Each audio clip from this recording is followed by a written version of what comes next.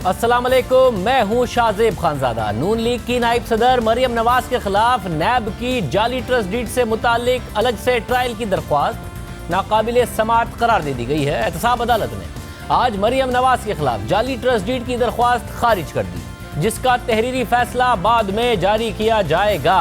मरियम नवाज के खिलाफ Avenfield reference में जाली ट्रस्ट डीड पेश करने से मुतालिक केस की समाअत एहतसाब अदालत इस्लामाबाद के जज मोहम्मद बशीर ने की। समाअत के दौरान डिप्टी प्रोसिक्यूटर जनरल नैब सरदार मुजफ्फर अब्बासी ने अदालत में दलाइल देते हुए कहा कि एवनफील्ड रेफरेंस में ट्रस्ट डीड जाली थी। मरियम नवाज ने कहा था कि अदालत का दायरा इख्तियार नहीं, लेकिन ये अदालत का खुसूसी दायरा इख्तियार है। इस दौरान मरियम नवाज ने नैब प्रोसिक्यूटर से मुकालमा करते हुए कहा कि आपको 1 साल का अरसा क्यों लग गया अदालत को ये यकीन याद दिलाने में। नैब प्रोसिक्यूटर ने जवाब देते हुए कहा कि वही बता रहा हूँ। मरियम नवाज ने नैब प्रोसिक्यूटर से कहा कि आपने थोड़ी सी देर कर दी, बस 1 साल। जिस पर नैब प्रोसिक्यूटर ने जवाब दिया कि देर आए दुरुस्त आए, जिस पर मरियम नवाज के वकील ने कहा कि हर वक्त बंदा दुरुस्त नहीं आता। एहतसाब अदालत में दरख्वास्त दायर करना नैब का इख्तियार नहीं था, बल्कि ये अदालत के खुसूसी दायरा इख्तियार में आता है और दरख्वास्त दायर करने की 30 दिन की कानूनी मुद्दत भी ख़त्म हो चुकी है। लिहाजा नैब की दरख्वास्त को नाकाबिले समाअत करार दिया जाए। एहतसाब अदालत ने फरीक़ैन के दलाइल सुनने के बाद मरियम नवाज के खिलाफ नैब की जानिब से दायर जाली ट्रस्ट डीड रेफरेंस की दरख्वास्त नाकाबिले समाअत करार देते हुए खारिज कर दी। दूसरी तरफ एहतसाब अदालत के बाहर कुछ सियासी बातें भी हुई, कुछ कारकुनों की गिरफ्तारियों की खबरें भी सामने आई। मरियम नवाज ने पेशी के मौके पर एहतजाज रिकॉर्ड करने के लिए सियाह रंग का लिबास भी पहन रखा था, जिस पर लिखा था कि नवाज शरीफ को रिहा करो। जबकि समाअत के बाद जज अरशद मलिक की वीडियो का जिक्र भी होता रहा, मजीद सबूत लाने के इशारे भी दिए गए। आज मरियम नवाज ने मीडिया से बातचीत करते हुए कहा कि नैब को 1 साल बाद ट्रस्ट डीड का मुकदमा भी याद आ गया। वीडियो रिलीज होने के बाद उनकी याददाश्त अचानक वापस आई है। इसी तरह नैब की भी वीडियो रिलीज होने के बाद 1 साल बाद उनको याद आया है कि मरियम नवाज की कोई ट्रस्ट डीड थी, उस पर मुकदमा बन सकता था। तो भाई 3 महीने जो मैं बेगुनाह फिर कैद काट के आई हूँ, वो 3 महीने मुझे अदालत वापस कर दे। वो जो मेरी वालदा के साथ में, बीमार वालदा के साथ नहीं रह सकी, वो लम्हात मुझे वापस कर दें। और या तो कहें कि पहली सजा गलत थी, अब दोबारा देना चाहते हैं, या माने कि एक ही मुकदमे में 2 दफा सजा देना चाहते हैं, या माने कि इस मुकदमे में सजा नहीं, ये वीडियो दिखाने की सजा मुझे दी जा रही है। सिर्फ यही नहीं, जब मरियम नवाज से किसी किस्म की बातचीत से मुतालिक सवाल पूछा गया तो उन्होंने कहा कि इस किस्म की बातचीत के लिए कुर्बानियां देना पड़ती हैं जो हम नहीं दे सकते। आपसे किसी ने राब्ता किया है, कुछ बताएंगे किसने राब्ता किया? देखिए, वो जो राब्ते होते हैं ना, उसमें जो चीज़ मांगी जाती है ना, वो मियाँ साहब दे सकते हैं ना मैं दे सकती हूँ। उसमें ये सिलेक्टेड आज़म की तरह अपनी असूलों की कुर्बानी देनी पड़ती है, अवाम की पीठ में छुरा घोंपना पड़ता है, जमहूरियत की पीठ में छुरा घोंपना पड़ता है, कोई कॉम्प्रोमाइज़ करने पड़ते हैं। और कॉम्प्रोमाइज़ ये होते हैं ना कि आपके मिनिस्टर यूँ निकल जाते हैं और आप उनका मुंह देखते रह जाते हैं। एक दिन 24 घंटे आपका मिनिस्टर नहीं टिकता और उसको निकाल दिया जाता है और आप मुंह देखते रहते हैं। तो ये कॉम्प्रोमाइज़ फिर आपको करने पड़ते हैं ना। हुकूमत में सिर्फ आप होते हैं, चला कोई और रहा होता है, तो ये कॉम्प्रोमाइज़ भाई हमसे नहीं हो सकते। अब अहम बात यह है कि मरियम नवाज ने इस मामले पर तबसरा करते हुए कहा कि आपके वजीरों को एक दिन में हटा दिया जाता है, आप मुंह देखते रह जाते हैं। साथ में कहा कॉम्प्रोमाइज़ करने पड़ते हैं, कुर्बानियाँ देनी पड़ती हैं उसूलों की जो हम नहीं कर सकते। जब खुद उनके बराबर खड़े थे साबिक वजीर इत्तलात परवेज़ रशीद, जिन्हें नवाज शरीफ के दौर में ओहदे से हटा दिया गया था। और मरियम नवाज अपने एक इंटरव्यू में ये तस्लीम कर चुकी हैं कि नवाज शरीफ ने जो समझौते किए वो उन्हें नहीं करने चाहिए थे। एक तरफ आप फरमाती हैं कि वो नज़रियाती शख्स हैं, लेकिन आप ये भी कहती हैं कि पिछले 4.5 साल में उन्होंने बड़े समझौते किए जो उन्हें नहीं करने चाहिए। तो नज़रियाती आदमी समझौते तो कभी नहीं करता। मेरे ख्याल में वो समझौते उनको नहीं करने चाहिए थे। उन समझौतों को उनकी कमज़ोरी के तौर पे लिया गया और उन समझौतों की वजह से एक तासुर डेवलप हो गया। मियाँ साहब की जो हुब्बुल वतनी है, मियाँ साहब की जो सैक्रिफाइस करने की स्पिरिट है, उसको उन्होंने उनकी कमज़ोरी के तौर पे लिया। और I think he should have put his foot down. और उसमें उस कमज़ोरी को उन्होंने मियाँ साहब को फर्दर टाइटन करने के लिए इस्तेमाल किया, जो कि मैं समझती हूँ उनको ये सैक्रिफाइसेस या तो असूल पे समझौता नहीं करना चाहिए। खुद कह रही थी कि उसूलों पर समझौता नहीं करना चाहिए था और अब कह रही हैं कि आइंदा मैं समझौता नहीं करूंगी। आज इस मामले के अलावा जज की वीडियो पर भी तबसरे होते रहे। मरियम नवाज का कहना था कि जज के बयान हल्फी के जवाब और सबूत उनके पास मौजूद हैं, वो सही वक्त पर उनसे पर्दा उठाएंगी। किसी ने वर्गला के उनको कहा कि मुझे अपने घर बुला लो, तो वो वर्गलाए गए, वो उनके घर चले गए। किसी ने उनको कहा कि मुझे आपके घर का रास्ता नहीं आता, तो वो वर्गलाए गए और अपनी सब्ज नंबर प्लेट वाली गाड़ी उसको भेजी और कहा कि आ जाओ मेरे घर आके मुझे वर्गलाओ। अपने घर बुला बुला के कह रहे हैं कि प्लीज मुझे ब्लैकमेल करो ना।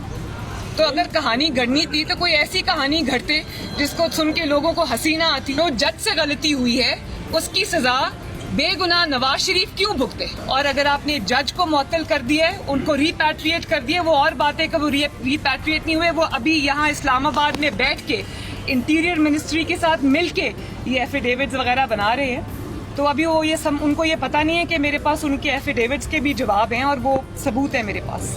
वो कभी मुझे जब ज़रूरत पड़ी तो वो भी मैं बताऊंगी। तो मैं आला अदलिया से ये गुजारिश करती हूँ कि ये जो धब्बा लगा है अदलिया के ऊपर, इसको धोएं, अदलिया की साख को बहाल करें। और जब उनसे सवाल पूछा गया कि मजीद वीडियोस कब सामने आएंगी तो उनका कहना था कि इंसाफ से मायूस हो गई तो वो कुछ भी करना पड़ेगा जो मैं नहीं करना चाहती। उन शख्सियात के नाम आप कब ला रही हो, वो वीडियो कब ला रही हो? देखिए, मैं न सिर्फ ये कि मुस्लिम लीग नून की मेंबर हूँ, मैं इस मुल्क की एक बहुत जिम्मेदार शहरी हूँ। मेरा किसी भी इदारे से ना कोई कॉन्फ्रंटेशन का इरादा है, ना मैं करना चाहती हूँ। मैं सिर्फ अपने जो डिमांड है उसको मैं महदूद कर रही हूँ। जो वीडियो सबूत मैं दिखा चुकी हूँ उसको मैं चाहती हूँ कि नवाज शरीफ को बेगुनाही के साबित हो जाने के बावजूद अभी तक इंसाफ नहीं मिला, उनको इंसाफ मिलना चाहिए। अब मुझे कहीं से इंसाफ नहीं मिलेगा ना, जब मैं बिल्कुल ना उम्मीद हो जाऊंगी तो फिर मुझे अगर दीवार के साथ लगाएंगे तो जो मुझे नहीं भी करना वो भी मुझे करना पड़ेगा। मैडम, जब से आवाम के सामने लाना पड़ेगा। मैडम, ये वीडियो लीक करके गलती हुई है। मुझे बस ये आ रहा है कि ये वीडियो मुझे पहले रिलीज करनी चाहिए। बार बार मजीद वीडियो सामने लाने की बातें हो रही हैं। जो पहले की वीडियो है मरियम नवाज का, उस पर मौक़िफ़ है कि अगर किसी को लगता है कि वो टेम्पर्ड है तो उसका फोरेंसिक करा लिया जाए। जबकि ये सारा मामला इस वक्त सुप्रीम कोर्ट में ज़ेर समाअत है, जिसकी अगली समाअत 23 जुलाई को होगी। देखना होगा कि सुप्रीम कोर्ट इस मामले में क्या तरीक़ाकार तय करती है और ये मामला कहाँ तक जाता है। लेकिन जाली ट्रस्ट डीड पर मरियम नवाज के खिलाफ जो नैब की दरख्वास्त आज नाकाबिल समाअत करार दी गई है, उसकी क्या वजूहात थी, इसका क्या असर पड़ सकता है, इस पूरे मामले पर हम बात करेंगे। साबिक जज शाखावर साहब और नैब के साबिक स्पेशल प्रोसिक्यूटर इमरान शफीक हमारे साथ एक दफ़ा फिर मौजूद हैं। शाखावर साहब, इमरान शफीक बहुत शुक्रिया।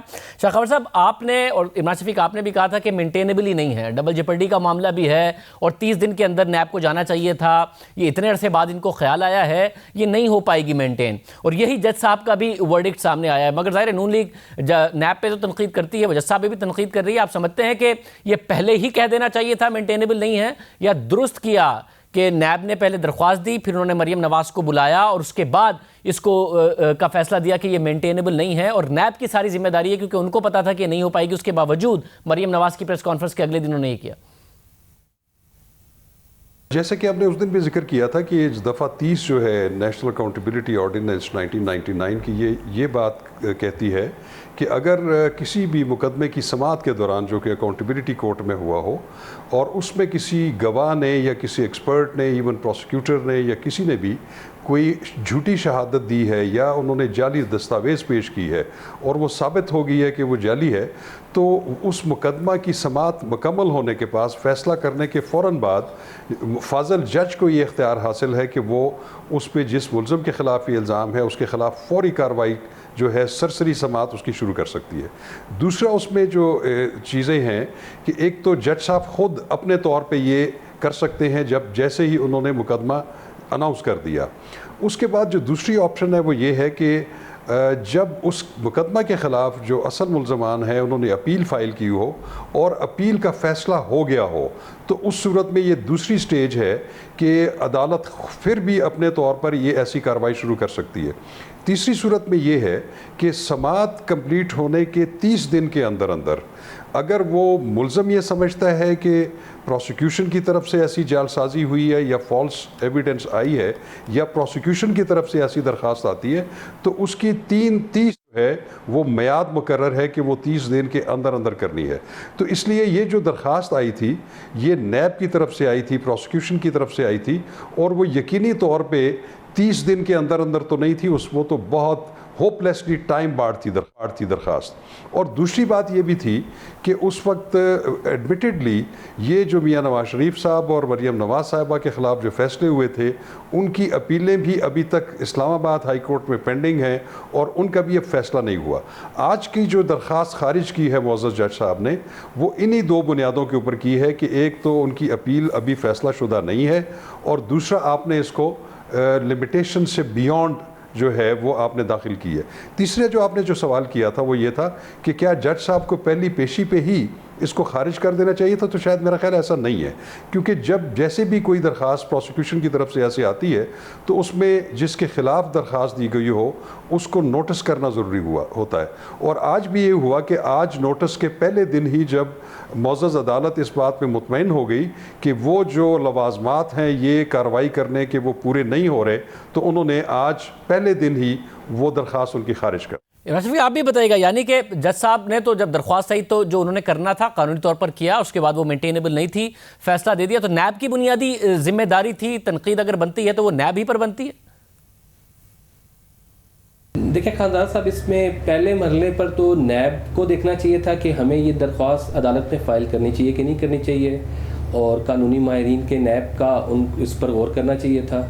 दूसरे मरहले पर जब अदालत के सामने ये दरख्वास्त आई थी तो अदालत भी इसको देख सकती थी कि ये दरख्वास्त मेंटेनेबल है कि नहीं है। लेकिन खदार साहब, इसमें ऐसे भी होता है कि बाज़ औक़ात जजेस नोटिस कर देते हैं ताकि दोनों पार्टियों को सुनकर भी किसी चीज़ का फ़ैसला कर दिया जाए और बेहतर असिस्टेंस हासिल हो सके। तो अगर कानून को पहले भी देख लिया जाए तो वो भी जज की डिस्क्रिशन है, और महज नोटिस दे देने से कोई ऐसी कबाहत नहीं होती। अगर अदालत उसको सुन के फैसला करना चाहे किसी को नोटिस दे के, तो वो भी कर सकती। और शाखावर साहब, फिर नैब के जो प्रोसिक्यूटर होते हैं, क्योंकि आप खुद स्पेशल प्रोसिक्यूटर नैब रहे, आप जज हैं, कानून को बहुत अच्छे तरीके से समझते हैं, तो प्रोसिक्यूटर्स को अच्छे से पता तो होता ही होगा कि जी ये टाइम बार्ड हो गई है, 30 दिन के अंदर हमें करना था, ये 1 साल बाद हम कर रहे हैं, तो इसका क्या फैसला आएगा। उसके बावजूद जैसे ही मरीम नवाज प्रेस कॉन्फ्रेंस करें, बाद में नैब फौरन चला जाए एक पटिशन लेकर कि जो इन्होंने तो जाली ट्रस्ट डीड दी थी और वो मेंटेनेबल नहीं हो पाएगी, ये बात पहले से भी पता हो, तो फिर ये जो इल्ज़ाम लगता है नैब पर कि ये पॉलिटिकली मोटिवेटेड हैं, सियासी तौर पर मोटिवेटेड हैं, उस इल्ज़ाम को तक़वियत नहीं मिलती है इस किस्म के इक़दाम से।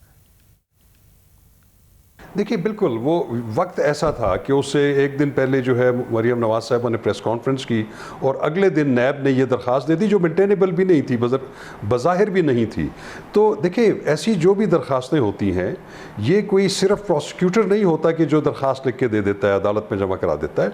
इसके पीछे बाकायदा इसका एग्जीक्यूटिव बोर्ड में इजलास में ये, जिसमें director general, deputy prosecutor general, बाकी जो मुतलका इन्वेस्टिगेशन के लोग वो बैठते हैं, वो जब तक उसकी मंजूरी नहीं देते तो ऐसी दरख्वास्त प्रोसिक्यूटर नहीं लिख सकता।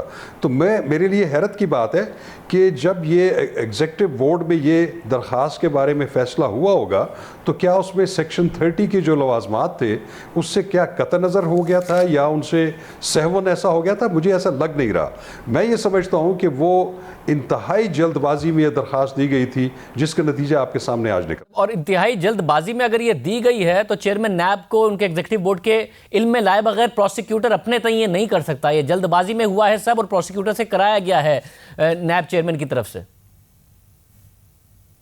जी खान साहब, बिल्कुल ऐसे ही है, क्योंकि ये दरख्वास्त ऐसी नहीं है कि जो एक मुतफर्रिक दरख्वास्त नहीं है कि जो कि प्रोसिक्यूटर किसी भी लम्हे के ऊपर लिख के अदालत में दे सकता है। इसका फ़ैसला बाकायदा एग्जीक्यूटिव बोर्ड की मीटिंग में ही हो सकता है और वो यकीनी तौर पे, हमें तो रिकॉर्ड नहीं पता उनका, लेकिन ये इसमें दूसरी राय नहीं हो सकती कि ये दरख्वास्त एग्जीक्यूटिव बोर्ड की मंजूरी से लिखी गई। बहुत शुक्रिया। शाखावर साहब इस हवाले से सवालात उठा रहे हैं और बार बार चेयरमैन नैब के ऊपर जब से उनकी वो वीडियो आई है, मुबैना वीडियो, सवाल उठ रहा है कि वो कॉम्प्रोमाइज़ हो गए हैं। अब ये एक और फैसला सामने नजर आ रहा है जिसमें कानूनी तौर पर गुंजाइश नहीं थी। हम इमरान शफीक साहब से भी इस हवाले से पूछना। इमरान शफीक, आप समझते हैं, क्योंकि आप भी नैब के प्रोसिक्यूटर खुद रहे हैं, स्पेशल प्रोसिक्यूटर, कि अब खुद भी ये फैसला हो सकता है या फिर वाकई एग्जीक्यूटिव बोर्ड चेयरमैन नैब की मर्जी के बगैर ये काम हो नहीं सकता था और प्रोसिक्यूटर को पता होगा कि ये मेंटेनेबल नहीं है, मगर मरीम नवाज की प्रेस कॉन्फ्रेंस के अगले दिन ये काम करना जो वो सवालात उठाता है?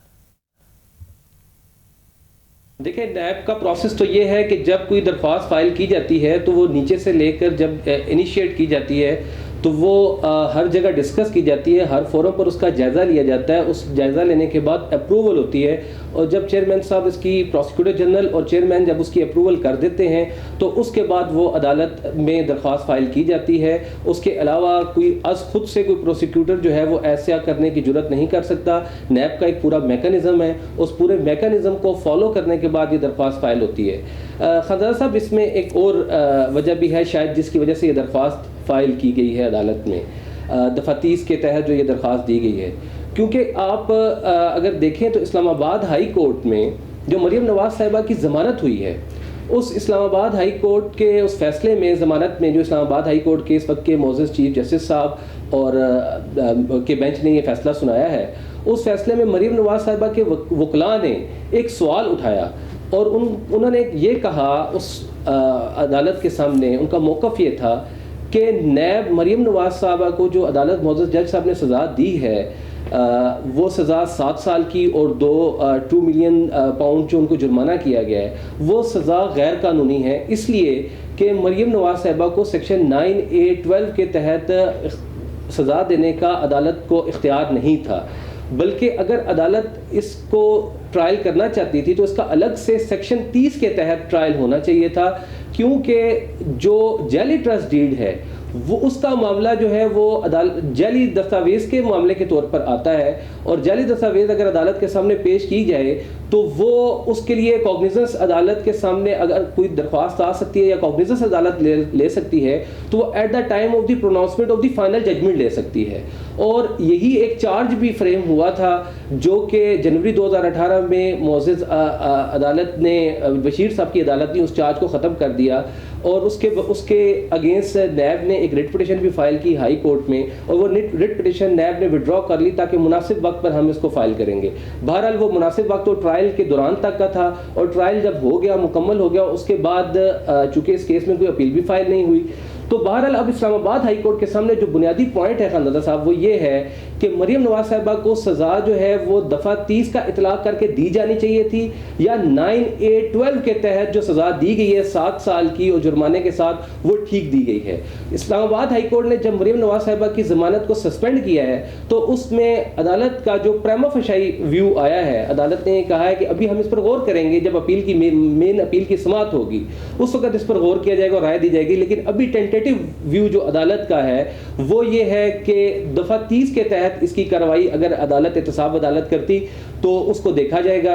अब नैब ने इस पॉइंट को कवर करने के लिए गालबन ये दफ़ा 30 की दरख्वास्त जो है वो अदालत के सामने फ़ाइल की, लेकिन अब इशू ये पैदा हो गया है कि वो दफ़ा 30 की जो दरख्वास्त अभी फ़ाइल की गई है उसका 1 साल का टाइम गुजर गया है। अब 1 साल का टाइम गुजर जाने के बाद ये दरख्वास्त तो 30 दिन के अंदर दी जाती थी, मैक्सिमम दी जा सकती थी, वो टाइम गुजर गया। अब वो मियाद का जो कानून है उसके तहत ये टाइम बार्ड हो चुकी हुई है, ज़ायदुल मियाद है ये दरख्वास्त। अब एक नई सिचुएशन हो सकती है कि नैब इसके ख़िलाफ़ अपील करे, और अपील करके जो आज इनका दरख्वास्त डिसमिस हुई है और वो अपील करके जो है वो हाई कोर्ट में आए इस दरख्वास्त के ख़िलाफ़ कि दफ़ा 30 के तहत जज साहब ने कार्रवाई नहीं की। लेकिन अगर नैब ऐसा करेगा तो फिर एक बड़ी दिलचस्प सूरत हाल पैदा हो जाएगी, और वो सूरत हाल ये होगी इस केस में कि एक तरफ तो नैब का कहना ये है कि 9A12 के तहत एआनत जुर्म के जो सज़ा मरीम नवाज़ साहिबा को 7 साल दी गई है और 7 उनको जुर्माना भी किया गया है वो ठीक है, और दूसरी तरफ नैब जब ये कहेगा कि वही बुनियाद, वही नुक्ता जिस पर एहतसाब अदालत ने सजा दी ट्रस्ट डीड, उसको ट्रायल करना चाहिए था अदालत को दफ़ा 30 के तहत, तो ये एक मौक़िफ़ मुतज़ाद हो जाएगा और नैब अपने मौक़िफ़ से हट जाएगा और एक मुतज़ाद मौक़िफ़ इख्तियार करेगा, और इसका फ़ायदा अल्टीमेटली जो है वो मरीम नवाज़ को मिलेगा। अभी भी सूरत हाल ऐसी है कि आज जो दरख्वास्त डिसमिस हुई है उसका अगर कोई भी पार्टी दोनों फ्रीकैन में से इवन अगर इसी की अटेस्टेड कॉपी लेके और मरीम नवाज़ के वकला भी नैब के इस मौक़िफ़ को अगर हाई कोर्ट में इस ऑर्डर को आज वाले और साथ जो एप्लीकेशन फाइल की गई थी नैब की तरफ से, वो एप्लीकेशन जो है वो अपीलें जहाँ ज़ेर समाअत इस्लामाबाद हाई कोर्ट में उन अपीलों के साथ इसको मुंसलिक करते हैं, तो वो अदालत के सामने ये पॉइंट एजिटेट कर सकते हैं और अदालत को ये कह सकते हैं कि देखिए हम जो बात कह रहे थे कि दफ़ा 30 के तहत ट्रायल होना चाहिए था मरीम नवाज़ का, उस पोजीशन को तो नैब ने ये दरख्वास्त देकर खुद एडमिट किया है, अगरचे ये दरख्वास्त खारिज हो चुकी है ज़ायदुल मियाद होने की हैसियत से, लेकिन चूंकि हमारा मौक़िफ़ तो नैब भी यही मौक़िफ़ इख्तियार कर रहा है। अब ये एक ऐसी सूरत हाल है जो इस ऑर्डर के आने के बाद नैब को इसका बहरहाल हाई कोर्ट में जब अपीलों की समाअत होगी तो इस दरख्वास्त के कंसिक्वेंसेस का और इसके जो होने वाले नताइज हैं वो यहाँ रुकने वाले नहीं है, वो दूर हस्ते हैं, उसका सामना करना पड़ेगा। इमरान शफी के सवाल से बात कर रहे थे, खुद साबिक स्पेशल प्रोसिक्यूटर नैब हैं, वो कह रहे हैं कि ये जो जल्दबाजी की मरीम नवाज़ की प्रेस कॉन्फ्रेंस के बाद चेयरमैन नैब ने, उसके बाद नैब एक नई कानूनी बहस में भी पड़ सकता है और जिसकी वजह से मरीम नवाज़ उसका फ़ायदा उठा सकती हैं। देखते हैं आगे जाके मामला क्या होता है। अपोजिशन की दोनों बड़ी जमातें इस वक्त नैब के निशाने पर हैं, उनके कायदीन और रहनुमाओं के खिलाफ तहकीकात हो रही हैं, गिरफ्तारियाँ हो रही हैं, रेफरेंसेस दायर किए जा रहे हैं। गुज़िश्ता रोज़ नून लीग के सीनियर नायब सदर और साबिक वज़ीर आज़म शाहिद हक्कान अब्बासी को LNG केस में नैब ने गिरफ्तार किया था और आज नैब ने पीपल्स पार्टी के शरीक चेयरमैन आसिफ जरदारी के खिलाफ पहला बाज़ाब्ता रेफरेंस इस्लामाबाद की एहतसाब अदालत में दायर कर दिया है। ये रेफरेंस पाक लेन केस में दायर किया गया है जिसमें आसिफ जरदारी की गिरफ्तारी 1 जुलाई को डाली गई थी और 3 जुलाई को उनके खिलाफ रेफरेंस दायर करने की मंजूरी दे दी गई थी, जबकि जाली अकाउंट्स केस में वो पहले ही गिरफ्तार थे। जाली अकाउंट्स के मरकजी केस के बाद ये दूसरा केस है जिसमें आसिफ जरदारी को नैब ने गिरफ्तार किया, लेकिन नैब का ये पहला रेफरेंस है जिसमें आसिफ जरदारी को मरकजी मुलजिम के तौर पर नामजद किया गया है और इसके साथ जाली अकाउंट्स के तमाम मुल्जिमान और कंपनियों को भी इसमें शामिल किया गया है। नैब ज़राए के मुताबिक आसिफ जरदारी पर इल्ज़ाम है कि उन्होंने पाक लेन कंपनी के जरिए इस्लामाबाद और पंजाब की हुदूद में 118 एकड़ इराजी जिसकी मालियत अरबों रुपए है गैर कानूनी तौर पर हासिल की। नैब ज़राए के मुताबिक इस रेफरेंस में आसिफ जरदारी के साथ जिन अफराद और कंपनियों को नामजद किया गया है इनमें इकबाल मेमन, मोहम्मद यूनुस कुडवावी, हुसैन लवाई, अब्दुल गनी मजीद, असलम मसूद, अनवर मजीद, तलहा रजा, फारूक अब्दुल्ला समेत दीगर लोग शामिल हैं। जबकि जिन कंपनियों को नामजद किया गया है उनमें पाक लेन स्टेटस प्राइवेट लिमिटेड और दूसरी पर पर्थेनॉन प्राइवेट लिमिटेड शामिल हैं। नैब पाक लेन केस में नैब आसिफ जरदारी और बिलावल भुट्टो को तहकीकात के लिए तलब करता रहा और उन्होंने नैब के सवालों के जवाब अप्रैल में दिए थे। नैब ज़राए के मुताबिक पाक लेन कंपनी में आसिफ जरदारी के साथ बिलावल भुट्टो भी शेख, लेकिन दिलचस्प बात यह है कि 3 जुलाई को नैब के एग्जीक्यूटिव बोर्ड के इजलास में पाक लेन केस में बिलावल भुट्टो को क्लीन चिट मगर आसिफ जरदारी के खिलाफ रेफरेंस फाइल करने की मंजूरी दी गई थी। अब अहम बात यह भी है कि आसिफ जरदारी ने 26 जून को इस्लामाबाद हाई कोर्ट से अपनी जमानत की जो 3 दरख्वास्तें वापस ली थी उनमें पाक लेन केस भी शामिल था। इस मामले की मजीद तफसीलात जानते हैं जाली अकाउंट्स केस को तफसील से कवर करने वाले नुमाइंदा जियो न्यूज़ जाहिद गिशकोरी से। जाहिद बहुत शुक्रिया। जाहिद क्या तफसीलात हैं इस मामले की मजीद? शाहजेब, आज पार्क लेन केस एक अहम जोन में दाखिल हुआ है क्योंकि पहली दफ़ा जो फेक अकाउंट्स का मेन केस था, स्कैम था, साबिक सदर आसिफ अली जरदारी की एक प्राइवेट कंपनी को इन्वेस्टिगेशन के साथ जोड़ दिया गया है जाली अकाउंट्स केस की। ये केस इसलिए बहुत अहम है कि तमाम जो मरकज़ी किरदार थे लोग, उनमें से 14 ऐसे हैं और 3 कंपनीज इस इन्वेस्टिगेशन का इसको हिस्सा बना दिया गया है, इस रेफरेंस में शामिल कर लिया गया है। और पार्क लेन का केस जाली अकाउंट्स केस से इसकी मुख्तलिफ नौइयत की पहले ही इन्वेस्टिगेशन शुरू हो चुकी थी मई 2018 से। ये केस इसलिए अहम है क्योंकि पहली दफ़ा इस केस में 900 कनाल के रकबे का मामला है जो कि पंजाब फॉरेस्ट डिपार्टमेंट की ज़मीन थी। उसको 2012 में जब पाकिस्तान पीपल्स पार्टी, नैब ज़राए का ये कहना है, आसिफ अली जरदारी उस वक्त पाकिस्तान के सदर थे, उन पर यह इल्ज़ाम है कि 900 कनाल का रकबा जो है पंजाब हुकूमत का उसको गैर कानूनी तौर पर इस्लामाबाद की जूरिसडिक्शन में शामिल किया गया, जिसमें CDA के कुछ अफसरान शामिल थे, वो अंडर इन्वेस्टिगेशन है इस वक्त। और ये अरबों रुपए की ज़मीन है जिसकी इन्वेस्टिगेशन नैब ने शुरू की थी। 3 बार बिलावल भुट्टो जरदारी और साबिक सदर आसिफ अली जरदारी को इसमें बुलाया गया था। उसकी वजह यह है कि पार्क लेन कंपनी में इन दोनों बाप बेटे के 50% शेयर्स हैं, वो अंडर इन्वेस्टिगेशन थे। इसके अलावा 2 अहम लोग जो इस वक्त मुल्क से भागे हुए हैं वो मरकज़ी किरदार हैं फेक अकाउंट्स केस में और पार्क लेन में, जिसमें यूनिस कोदवावी और इकबाल मेमन हैं, ये मुल्क से बाहर हैं। इसके अलावा एक अहम बात यह है कि ये पहला ऐसा 5वां रेफरेंस है जिसमें साबिक सदर को उसमें बराह रास्त मरकज़ी मुल्ज़िम, और इसकी इन्वेस्टिगेशन का जो स्टेज है वो ये है कि ज़मीन जो पार्क लेन की एक कंपनी थी ये इनके शेयर होल्डर हैं और इसके अलावा उनको 8 मुख्तलिफ नौयत की इन्वेस्टिगेशन और इंक्वायरीज का सामना है साबिक सदर को। तो कुल मिला के 5 रेफरेंसेस फेक अकाउंट्स में अब तक नैब फाइल कर चुका है। और इम्पॉर्टेंट मालूमात ये हैं कि इस स्टेज पे साबिक सदर के बेटे बिलावल भुट्टो जरदारी को क्लीन चिट दी गई है, लेकिन नैब ज़राए का ये कहना है क्योंकि वो पार्क लेन के शेयर होल्डर हैं और पार्क लेन 17 एक्यूज में से एक कंपनी है, उसकी इन्वेस्टिगेशन जारी है। अगर किसी स्टेज पे ये नैब को महसूस होता है या उनके पास ऐसे एविडेंसेस आते हैं जिसमें बिलावल भुट्टो जरदारी का झैली रेफरेंस की शक्ल में नाम दिया जा सकता है। जी बहुत शुक्रिया मुझको इस हवाले से तफसीलात दे रहे थे। पार्क लेन पहला केस है जिसको मरकजी मुलजिम नामजद करते हुए उनके खिलाफ रेफरेंस दायर कर दिया गया है, जबकि इससे पहले जाली अकाउंट्स केस में होने वाली 8 इंक्वायरीज और इन्वेस्टिगेशन में उनका नाम तो आया, लेकिन नैब की तरफ से अब तक दायर किए गए 4 रेफरेंसेस में आसिफ जरदारी को बराह रास्त मरकजी मुलजिम नामजद नहीं किया गया था। अब ये अहम मामला है कि एक तरफ आसिफ जरदारी के खिलाफ पहला रेफरेंस दायर कर दिया गया है और दूसरी जानिब हुकूमत ने जाली अकाउंट्स केस में सामने आने वाली बेनामी जायदादों के खिलाफ कार्रवाई शुरू करने का ऐलान कर दिया है। इस हवाले से गुज़िश्ता रोज़ न्यूज़ कॉन्फ्रेंस करते हुए वज़ीर आज़म के मामले खुसूसी बराए एहतसाब शहजाद अकबर ने 32 कंपनियों और उनकी जायदादों की तफसीलात बताई। उनमें शुगर मिल, सीमेंट फैक्ट्रियाँ, ट्रेडिंग, कंस्ट्रक्शन और दीगर कंपनियां शामिल थीं, जबकि इसके अलावा कराची के 3 प्लॉट्स और समिट बैंक के शेयर होल्डर्स बेनामी कंपनियों के नाम भी थे, जिनके बारे में उनका कहना था कि 60 दिन गुजरने के बाद उन्हें जब्त करने का अमल शुरू हो जाएगा। ये मुख्तलिफ कंपनीज़ हैं, 32 के करीब कंपनीज़ हैं और आगे इनके एसेट्स हैं। इसमें कुछ शुगर मिल्स हैं, सीमेंट मिल्स हैं, कंस्ट्रक्शन की कंपनियां हैं और फिर इन्हीं के नामों के ऊपर आगे एसेट्स हैं। कराची की प्रॉपर्टीज़ हैं ये।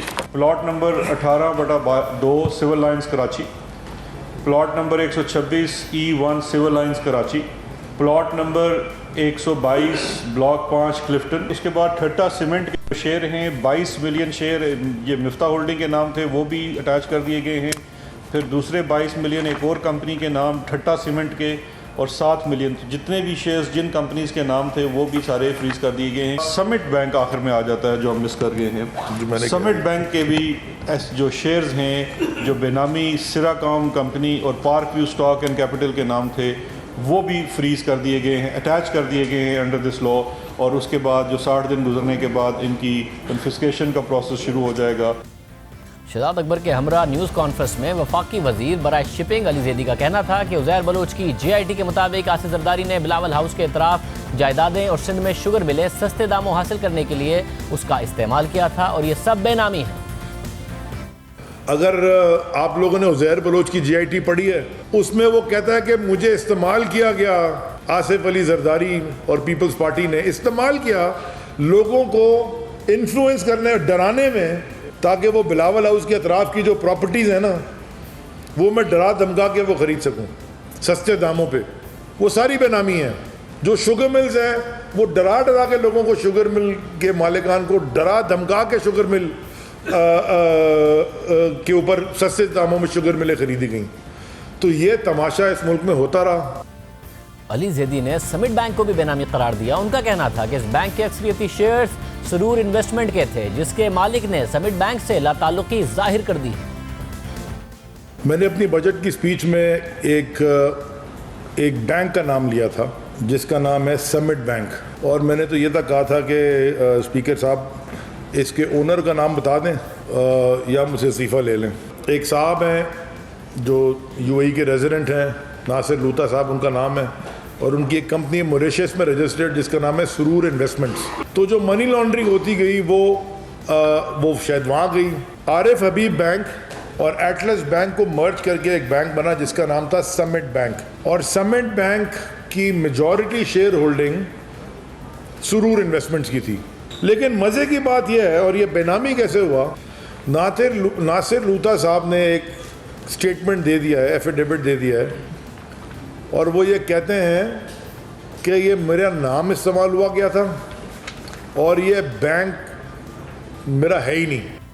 अली जैदी का दावा है कि ये बेनामी जायदादें आसिफ जरदारी की हैं और बेनामी जायदादों से मुतालिक वज़ीर आज़म के मामले खुसूसी बराए एहतसाब शहजाद अकबर का कहना है कि अगर जाली अकाउंट्स में सामने आने वाली बेनामी कंपनी और जायदादों के असल मालिकान 60 दिन में सामने नहीं आए तो उनके असासी बेनामी एक्ट के तहत जब्त करने का अमल शुरू हो जाएगा, जिसके बाद उन्हें फरोख्त करके रकम खजाने में जमा करा दी जाएगी। हमारे साथ मौजूद हैं वज़ीर आला सिंध के मुशीर मुर्ज़ाबाब साहब, बहुत शुक्रिया हमें शो में ज्वाइन करने के लिए। मुर्ज़ाबाब साहब, नहीं अप्रोच करेंगे ये sugar mill, cement, property, plots, Thatta cement में शेयर्स, मिफ्ता होल्डिंग, सिविल लाइंस के प्लॉट्स, ये सब अगर बेच दें तो बेच दें, अप्रोच कोई नहीं करेगा इन्हें 60 दिन के अंदर? शाजिद साहब, जो भी जरदारी साहब की जायदाद है, जो भी बिलावल भुट्टो जरदारी साहब की जायदाद है, वो इलेक्शन कमीशन ऑफ पाकिस्तान में डिक्लेयर्ड है। उनके एफबीआर में असासे की डिटेल डिक्लेयर्ड है, उसके ऊपर वो टैक्स हर साल पे करते हैं। ये जो इल्जामात की सियासत तहरीक इंसाफ कर रही है, वो सियासत करती रहे। मैं समझता हूँ प्रेस कॉन्फ्रेंस करने से ये चीज़ साबित नहीं होती कि बेनामी जायदाद किसी शख्स की है या किसी बंदे की है। मैं आज इल्ज़ाम लगा सकता हूँ कि आपका टीवी चैनल जो है वो आपका नहीं, वो मेरा है। आप मेरे ऊपर इल्ज़ाम लगा सकते हैं कि मेरी गाड़ी मेरी नहीं है, वो आपकी है। इसको साबित करना पड़ता है। मैं समझता हूँ जो वुज़रा ये बड़े बड़े दावे करते हैं, मैं समझता हूँ उनकी अकाउंटेबिलिटी भी होनी चाहिए, क्योंकि माजी में जो वो ये कह रहे हैं ना कि 60 दिन के अंदर कोई आए। अब फॉर एग्जांपल आप जब इल्ज़ाम लगाएंगे कि चैनल आपका है, तो चैनल के मालिकान डॉक्यूमेंट्स लेकर आपके पास आएंगे कि नहीं भाई हमारा है, मैं अपनी गाड़ी के डॉक्यूमेंट्स लेके आऊँगा आपके पास कि मेरी है। तो ये जो जायदादें उन्होंने बताई हैं, इनके डॉक्यूमेंट्स लेके कोई जाएगा इनके पास कि नहीं भाई ये हमारी है, या नहीं जाएगा, वरना नीलाम हो जाएंगी? आपने कहा शाजिद साहब, ठट्टा सीमेंट जो है एक पब्लिक लिमिटेड लिस्टेड कंपनी है स्टॉक एक्सचेंज पे। उसके जो शेयर होल्डर हैं उसकी तमाम डिटेल्स एफसीपी के पास मौजूद हैं। जिस किसी की शेयर होल्डिंग है वो कोर्ट जाएगा। जैसे वो समिट बैंक की बात कर रहे हैं, जो भी कंपनी उसकी शेयर होल्डर है, it's a public limited company listed on the stock exchange of Pakistan. जो भी उसका शेयर होल्डर है जिसके बाद ये कह रहे हैं कि ये प्रॉपर्टी उसकी नहीं है, वो जाएगा कोर्ट। ये कह देना कि ये प्रॉपर्टी फला शख्स की है, ये बेनामी है, मैं समझता हूँ बगैर किसी सबूत के, बगैर किसी शवाहिद के, ये जरा अनरीजनेबल बात है। इसी तरह के रेफरेंसेस माजी में 14-15 बन चुके थे जरदारी साहब के खिलाफ, लेकिन बड़े बड़े दावे किए थे उस जमाने की हुकूमतों ने, लेकिन जुर्म या बेनामी जायदाद कोई साबित हो नहीं पाई। तो मैं समझता हूँ अगर हमारी हुकूमत दावे करने से पहले अगर जुर्म को साबित करना शुरू कर दे किसी मुअज़्ज़िज़ अदालत में, तो मैं समझता हूँ उसके वुज़रा की क्रेडिबिलिटी ज्यादा होगी। यानी आप ये कह रहे हैं ये जो इन्होंने जायदादें बताई हैं और ये तासुर दिया कि जरदारी साहब की बेनामी हो सकती हैं, तो उनकी वही जायदादें हैं जो उन्होंने इलेक्शन कमीशन में अपने असासे दिखाए, और बिलावल भुट्टो की भी वही हैं। अगर उन्हें ये लगता है कि ये उनकी बेनामी है तो कर दें नीलाम, वरना इनके मालिकान जो होंगे वो सामने आ जाएंगे, नहीं है उनकी। कानूनी तरीका वो यही है कि अगर कोई शख्स कहता है ये बेनामी है, उसको साबित करना पड़ता है। नेचुरली कोई ना कोई प्रॉपर्टी हवा में तो एग्जिस्ट नहीं करती, उसका कोई ना कोई शख्स होता है जो कि उसकी मिल्कियत शो करता है। तो अगर वो किसी शख्स के खिलाफ कार्रवाई करेंगे, ये प्रॉपर्टी उसकी नहीं है, मिसाल के तौर पे अगर मैं इल्जाम लगाता हूँ ये शाहजेब खानजादा की प्रॉपर्टी नहीं है, तो शाहजेब खानजादा के पास पूरा हक होगा ये साबित करने के लिए कि जी ये प्रॉपर्टी एक्चुअली मेरी थी। तो अगर वो कहते हैं कि ठट्टा सीमेंट के शेयर्स वो जरदारी साहब के हैं, वो फला कंपनी के नहीं है, तो नेचुरली वो जो कंपनियों की वो सामने आएगी। अगर वो समिट बैंक के बारे में बात करते हैं तो अगेन जिसके नाम वो शेयर दें वो बिल्कुल सामने आएंगे। मगर दूध का दूध पानी का पानी दुरुस्त है, क्योंकि आपने सिंप्लीफाई करके मेरे ऊपर मिसाल दी ना, तो जब मैं अगर ये क्लेम करूंगा कि मेरी प्रॉपर्टी है तो मुझसे फिर हुकूमत आके ये पूछेगी कि भाई आपने खरीदी कैसे थी। मगर अगर मैं निकला कोई ठेले वाला या मैं निकला कोई चौकीदार जिसके पता भी नहीं है कि उसकी प्रॉपर्टी थी, तो फिर मुझे जस्टिफाई नहीं कर सका तो भी प्रॉब्लम हो जाएगी। तो इसलिए ये तो बताना पड़ेगा अगर कोई सामने आएगा, तो इसमें भी आपको कोई प्रॉब्लम नहीं है। बिल्कुल आपने बात दुरुस्त कही, और मैं आपके सामने गुजारिश ये करना चाहूंगा कि समिट बैंक का एग्जाम्पल ले लें कि समिट बैंक के बारे में वो खुद कह रहे हैं कि फला कंपनी उसकी शेयर होल्डिंग का रिकॉर्ड उनके पास मौजूद है। ये जो समिट बैंक है ये कोई मामूली ऑर्गेनाइजेशन नहीं है, it's a company, it's a banking company जिसको state bank of Pakistan regulate करता है। स्टेट बैंक ऑफ पाकिस्तान किसी को बैंकिंग लाइसेंस इशू करने से पहले चेक करता है क्या वो टैक्स पेयर था कि नहीं था, उसके खिलाफ कोई कानून शिकनी का रिकॉर्ड तो नहीं है, कोई क्रिमिनल रिकॉर्ड तो नहीं है। तो मैं समझता हूँ ये इल्जाम तो आप अपने स्टेट बैंक के ऊपर लगा रहे हैं, नंबर एक। नंबर दो, शादी साहब मैं गुजारिश आपसे करना चाहूंगा, ये जो एहतसाब की आड़ में बार बार लोगों को डिफेम करते हैं, मैं समझता हूँ सुप्रीम कोर्ट ऑफ पाकिस्तान के सामने और ऐसी शख्सियात के नाम आ चुके हैं जिनकी एडमिटेड बेनामी प्रॉपर्टीज हैं। शहजाद अकबर साहब से, अली जैदी साहब से, इन तमाम वुज़रा से आप इस तरह सवाल पूछे कि वो शख्स जो कि पीटीआई में बड़ा कलीबी किरदार रखता है, जो सब मौजूदा वफाकी हुकूमत की भागदौड़ संभाल के बैठा है, काबीना के इजलास अटेंड करता है, उसके बारे में सुप्रीम कोर्ट ऑफ पाकिस्तान ने भी कुछ कहा है। क्या उसकी बेनामी जायदाद के बारे में कोई कार्रवाई की गई है? आज आपकी नाम तो ले दें, किसकी बात कर रहे हैं? मेरे हिसाब से जो मैंने इत्तलात मेरे पास है, जहांगीर खान तरीन साहब का जिक्र था। आज आपके इदारे से मुंसलिक अखबार में एक स्टेट बैंक की रिपोर्ट नशर की गई है जिसमें लिखा गया है कि जहांगीर खान तरीन साहब और उनके बेटे ने अपने लोन्स को राइट ऑफ कराया है। तो जरा ये सवाल उठता है कि तहरीक इंसाफ की जो बड़ी नेक, बड़े ईमानदार लोगों की हुकूमत है, ये सवाल तो पूछे स्टेट बैंक से, ये सवाल तो पूछे जहांगीर खान तरीन साहब से कि कैसे आपने राइट ऑफ करा लिया। सारे इल्जामात जो हैं वो अपोजिशन जमातों के ऊपर जब आते हैं ना, तो फिर शुकूक व शुबहात जन्म होते हैं कि actual accountability is not the idea is witch hunting, the idea is to get after your political opponents. बहुत शुक्रिया। हमारे साथ मिर्ज़ा वहाब मौजूद थे। तरीके से का सामना ज़रूर करना पड़ जाता है कि जी आपके अपने जो पार्टी में लोग मौजूद हैं उनके ख़िलाफ़ आप क्या कार्रवाई कर रहे हैं। अब जो बेनामी जायदादें हैं वो देखते हैं, क्योंकि बहुत सारे ऐसे लोग जो अफोर्ड नहीं कर सकते, गरीब हैं, मेहनत से अपना काम करते हैं, उन्हें पता भी नहीं है कि उनके नाम पर ये प्रॉपर्टीज़ मौजूद हैं। वो बहुत सारे सामने आए हैं। तो अब देखते हैं कि बेनामी प्रॉपर्टीज़ के हवाले से क्या होता है। वो ये कह रहे हैं कि जरदारी साहब की और बिलावल भुट्टो की वही जायदादें हैं जो उन्होंने इलेक्शन कमीशन में जमा कराई हैं इलेक्शन लड़ने से पहले। प्रोग्राम में एक ब्रेक शामिल करते हैं। LNG डील का बड़ा चर्चा है। शाहिद हक़ान अब्बासी साहब गिरफ्तार हैं। आज उन्होंने बजाय इसके कि वो कहते हैं कि रिमांड कम करें, उन्होंने कहा 90 दिन का पूरा रिमांड दे दें। वकील भी मैं अपना ही हूँ। इस डील की तफसीलात क्या हैं, सारे मामला आपके सामने रखेंगे, अपनी तहकीकात आपके सामने रखेंगे।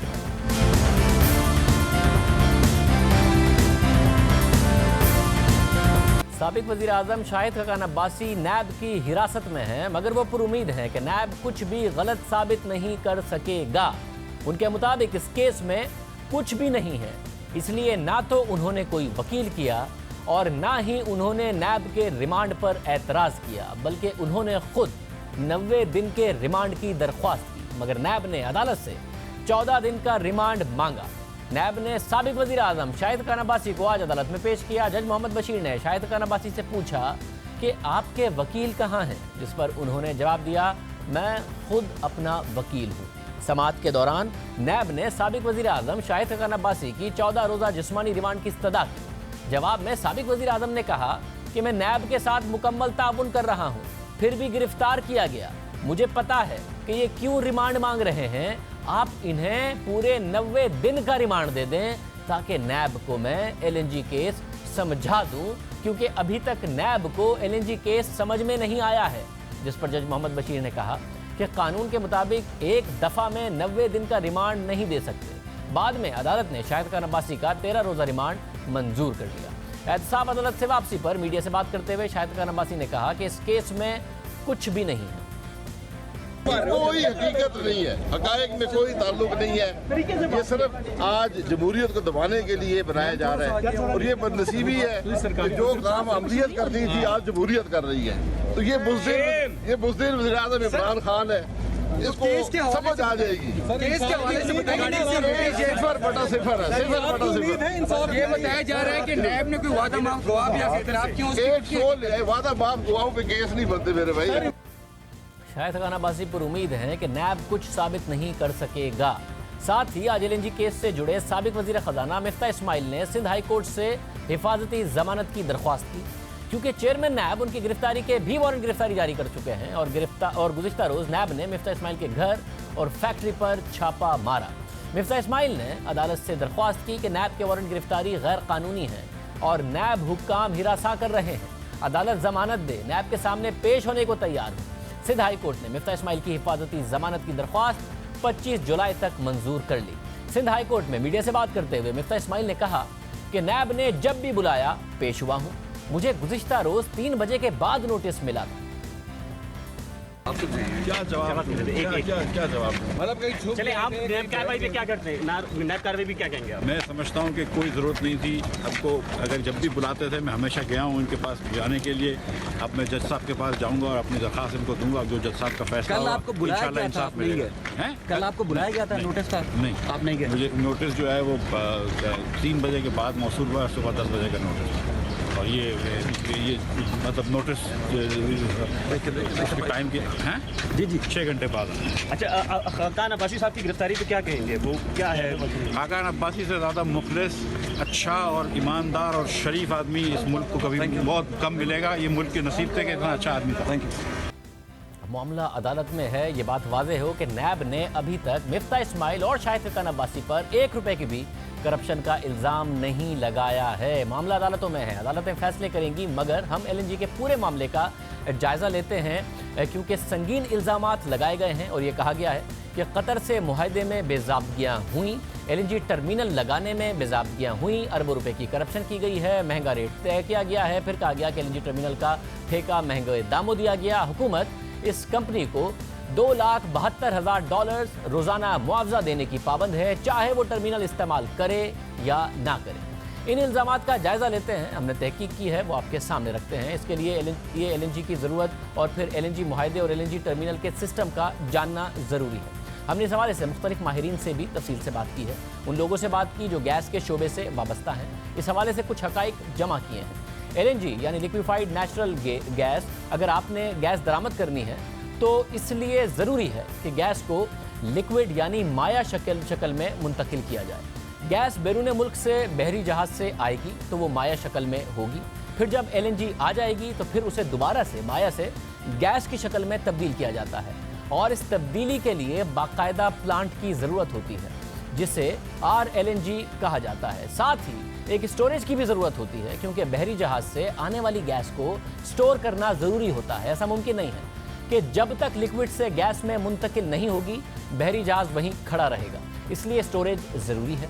फ्लोटिंग स्टोरेज रीगैसिफिकेशन यूनिट के ज़रिए लिक्विड गैस को स्टोर किया जाता है, इसलिए LNG टर्मिनल के लिए स्टोरेज यूनिट और रीगैसिफाइंग प्लांट ज़रूरी है। ये तो है LNG टर्मिनल से मुतालिक मालूमात। अब बात करेंगे कि पाकिस्तान LNG पर क्यों गया। ज़्यादा पुरानी बात नहीं है, तकरीबन 8 साल पहले की सूरत हाल का जायज़ा लेते हैं। मुल्क में तवानाई का बहरान था, कई घंटों की लोड शेडिंग होती थी, बिजली ना होने की वजह से कारखाने बंद हो रहे थे, सनतकार परेशान थे, साथ ही मुल्क में गैस की किल्लत की शिकायत भी सामने आ रही थी। सर्दियों में घरेलू सार्फिन को गैस की फराहमी यकीनी बनाई जाती तो सनतों को गैस की फराहमी रोक दी जाती, कई माह तक सनतें बंद रहती, गैस के ज़खायर कम पड़ने लगे थे, मईशत बैठी हुई थी। इसलिए हुकूमत ने गैस की दरामद पर गौर किया क्योंकि गैस से बिजली की पैदावार भी मुमकिन है, सस्ती बिजली, साथ ही मकामी ज़रूरत भी पूरी होती और सनतों की ज़रूरत को भी पूरा कर दिया जाता। इसलिए गैस के साथ साथ बिजली की ज़रूरत को पूरा करने के लिए गैस की दरामद का फैसला किया गया। गैस की दरामद के लिए ज़रूरी था कि पाकिस्तान के पास LNG टर्मिनल हो जहां गैस स्टोर हो और लिक्विड से दोबारा गैस में मुंतकिल हो, फिर पूरे मुल्क में उसको ट्रांसफ़र किया जाए। इसलिए हुकूमत ने LNG टर्मिनल के लिए बिड करने का ऐलान किया और ठेका एंग्रो कंपनी को दे दिया।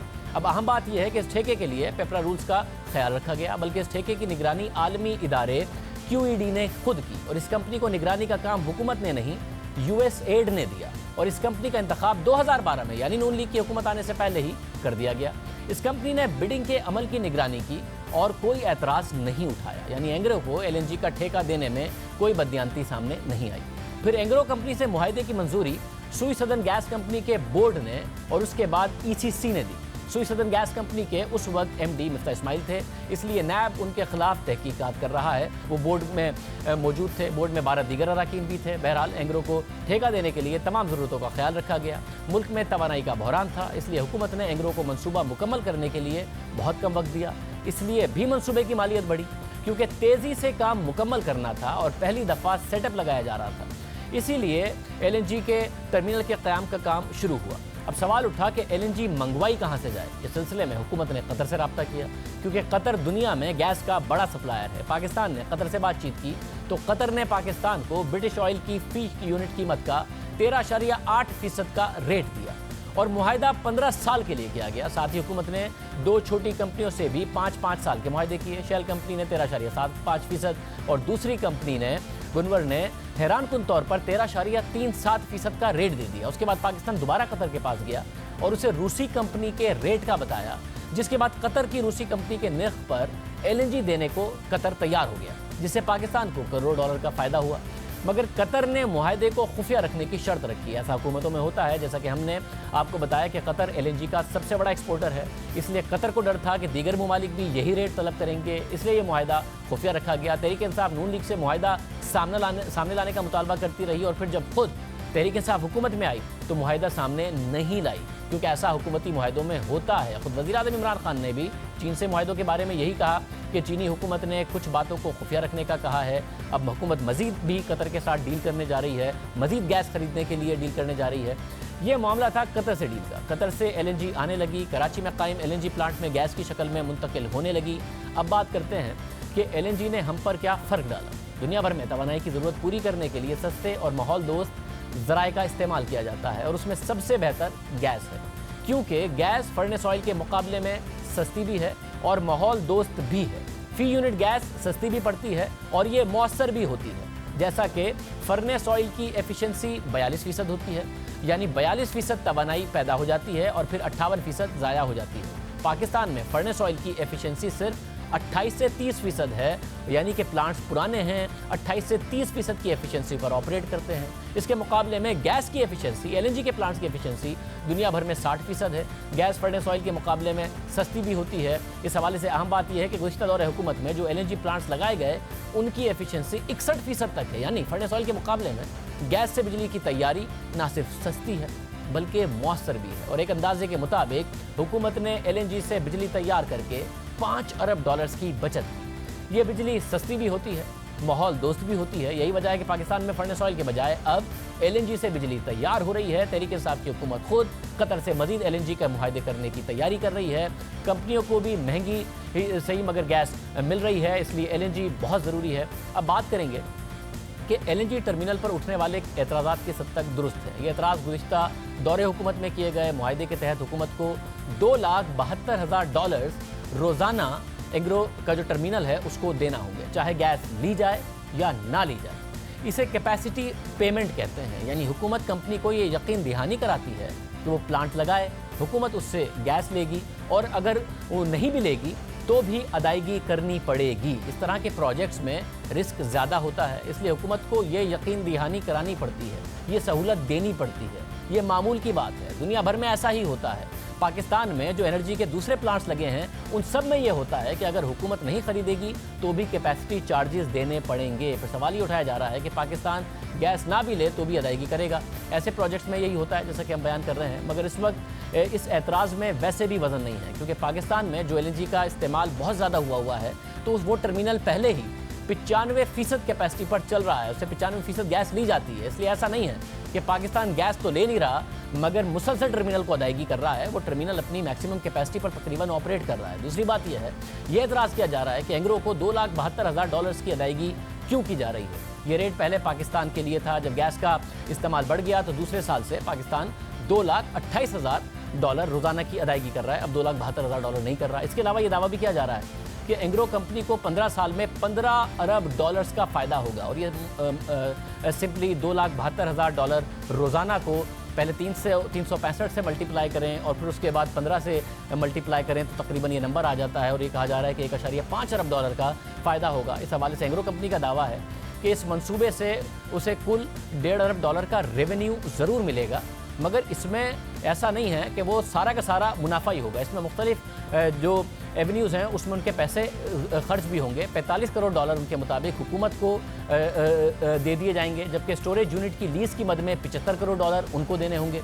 इसके अलावा दीगर अखराजात के लिए $13 करोड़ लगेंगे, यानी कंपनी ने टर्मिनल लगा लिया है, मगर जब वो पोर्ट कासिम को इस्तेमाल करते हैं, दूसरे टैक्स देते हैं, उसमें हुकूमत को तकरीबन $45 करोड़ चले जाएंगे। फिर जो स्टोरेज यूनिट इस वक्त लगा हुआ है उसकी मद में $75 करोड़ देने पड़ते हैं। इसके अलावा अखराजात में $13 करोड़ लगेंगे। इसके बाद कंपनी को जो 15 साल में मुनाफा है वो $1.5 अरब नहीं होगा। साथ ये बताना भी ज़रूरी है कि एंग्रो से किए गए मुआहदे के तहत अगर टर्मिनल ठीक से काम नहीं करेगा तो मतलूबा क्वालिटी की गैस अगर वो नहीं फराहम करेगा तो कंपनी हुकूमत को $3,42,000 रोज़ाना अदा करेगी, यानी कंपनी पर रोज़ाना का जुर्माना होगा। और जो $2,72,000 हुकूमत ने कंपनी को देने हैं वो भी उस दिन नहीं दिए जाएंगे और हुकूमत को खुद कंपनी जुर्माना तकरीबन $3.5 लाख रोज़ाना की बुनियाद पर अदा करेगी अगर वो अपनी कमिटमेंट गैस सप्लाई करने की पूरी नहीं करेगी। फिर अगर LNG मनसूबा इतना ही ख़राब है तो फिर LNG का दूसरा टर्मिनल क्यों लगाया जा रहा है, ये सवाल भी पैदा होता है। तीसरे टर्मिनल की अब तैयारी क्यों की जा रही है, ये सवाल भी पैदा होता है।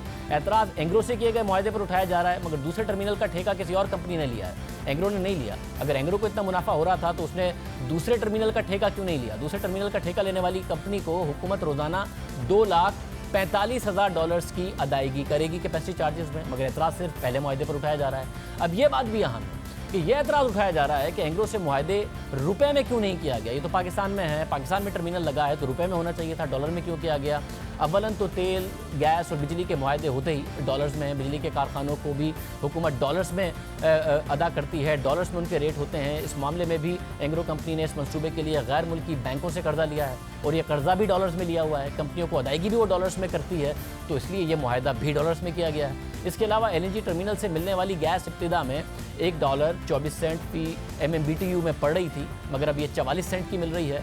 बहुत सस्ती पड़ रही है क्योंकि इस वक्त गैस बहुत ज़्यादा पाकिस्तान उस टर्मिनल को इस्तेमाल कर रहा है, LNG के नए मुआहदे भी कर रहा है, नए टर्मिनल भी लगा रहा है, तो पाकिस्तान को इस वक्त 44 सेंट की पड़ रही है। जबकि भारत में ये फ़ी यूनिट $1 और सिंगापुर में भी $1 की है, जबकि पाकिस्तान में 44 सेंट की पड़ रही है। फिर भी एतराज़ उठाया जा रहा है और कार्रवाई की जा रही है और इस वक्त जो साबिक वज़ीर आज़म हैं उन्हें गिरफ़्तार किया हुआ है। जो वज़ीर ख़जाना हैं उनकी गिरफ़्तारी के लिए कल छापे मारे जा रहे थे, आज उन्होंने ज़मानत ली है। हालांकि अभी तक ना कोई ₹1 की करप्शन की बात की गई है। जो LNG के फ़ायदे हैं वो पाकिस्तान ज़रूर उसको पाकिस्तान को फ़ायदा हो रहा है और ये हुकूमत ख़ुद भी अब मज़ीद मुआहदे करने जा रही है। LNG प्लांट की जो तफसीलात है वो भी हमने आपको बता दी।